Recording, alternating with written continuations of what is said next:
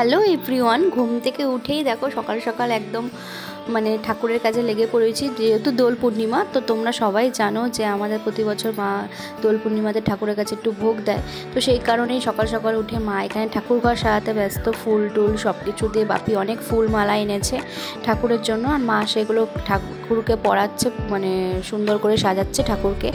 আর এই যে ঠাকুর ঘরে পুজোও দেবে, ঠাকুরকে প্রথমে মালা টালা পরিয়ে। আর এদিকে বন্যা পড়তেও বসেছে ছাদে, আর আমি পাশে বসে সবজি বানাচ্ছিলাম ঠাকুরের ভোগের জন্য। আর এই দেখো শিব টিপগুলোকে কত সুন্দর লাগছে, ঠাকুরকে মালা ফুল দিয়ে সাজালে সত্যিই অসাধারণ লাগে দেখতে।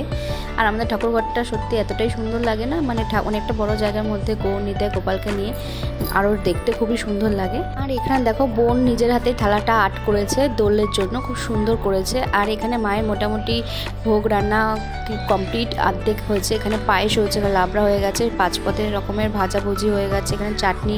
তো মাই সব ভোগ রান্না করেছে, আর আমি এখানে সব মানে কেটে কুটে মানে সব সবজি বানিয়ে দিয়েছি। দিয়ে তারপর মা বলছে যা তুই নিচে চলে যা, সবাই ডাকছিল দাদা বৌদিরা, তো সেই জন্য নিচে চলে এসেছি। আর এখানে সোনার চেন যা ছিল গলার সব খুলেই খেলেছি, কারণ আমার প্রতি বছর হোলিতে আমার সোনার কানের নাকের এগুলো হারায়, তো এবার এই জন্য সব কিছু খুলেই একবারে নিচে এসেছি। আর বৌদি এসেই ফার্স্ট আমাকে আবির দিচ্ছে, তা আমিও বৌদিকে একটু দিয়ে দিলাম।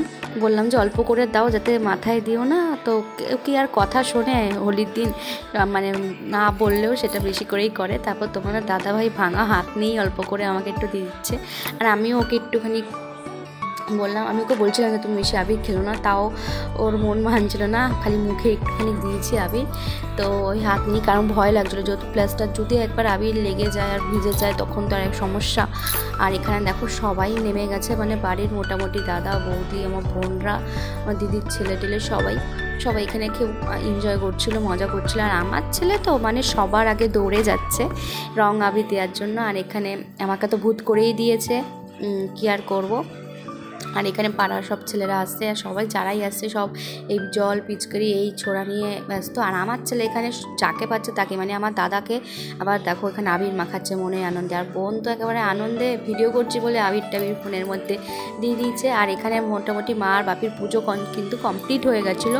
আমরা সেই টাইমে থাকতে পারিনি, কারণ আমরা সবাই স্নান করতে ব্যস্ত ছিলাম। পরে এসে নমস্কার করলাম ঠাকুরকে, আবার একটু আবিরও দিলাম।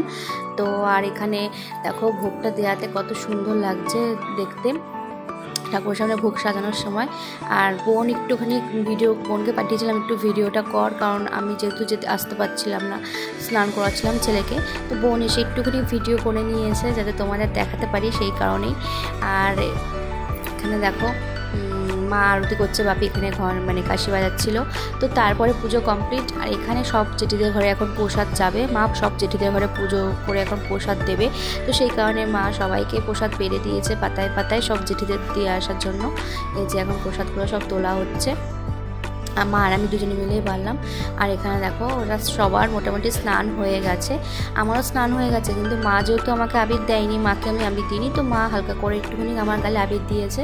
আর এতটাই গরম লাগছিল না, বিশ্বাস করবে না, স্নান টান করে মাও কাজবাজ করে একদম হাঁপিয়ে গেছে। এসি চালিয়ে সবাই মিলে ঘরে বসে গল্প করছিলাম, মা বাপি আর তোমাদের দাদা ভাই সবাই একটা গল্প করছিল গভীর আগ্রহে। আর আমরা এখানে 3 বোন ভিডিও করছিলাম। তো খাওয়া দাওয়ার পরে এখানে দেখো বসে কোল্ড ড্রিঙ্কস খাচ্ছিলাম, মানে সন্ধ্যাবেলার দিকে সন্ধ্যাবেলার দিকে মানে সবাই কোল্ড ড্রিঙ্কস খাচ্ছিলাম বসে। তো আর এখানে বসে সবাই গল্প করছিলাম।